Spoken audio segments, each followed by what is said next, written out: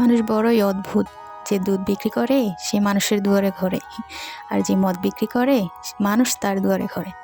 দুধওয়ালা দুধে জল মিশালে গালি খায়, আর মদওয়ালা নিজে মদে জল মিশিয়ে খায়। ধনীরা মসজিদ মন্দিরের ভিতর ভিক্ষা করে, আর গরিবরা মসজিদ মন্দিরের বাইরে ভিক্ষা করে। মৃত দিবস পালন করা হয় মোমবাতি জ্বালিয়ে, আর জন্মদিন পালন করা হয় মোমবাতি নিভিয়ে। 20 বছর একটানা পড়লেও পড়ালেখায় মানুষের নেশা হয় না, অথচ 20 দিন ধূমপান কিংবা বাজে নেশা করলেই তাতেই মানুষের নেশা হয়ে যায়। বরযাত্রায় মানুষ যায় আগে আর বর যায় পিছনে, আর সব যাত্রায় লাশ যায় আগে আর মানুষ যায় পিছনে। এটাই বাস্তব।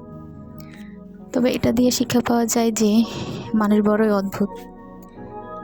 কথায় কান না দিয়ে কাজে মন দিয়ে চিন্তা ভাবনা করে সব কিছু মেলানো উচিত।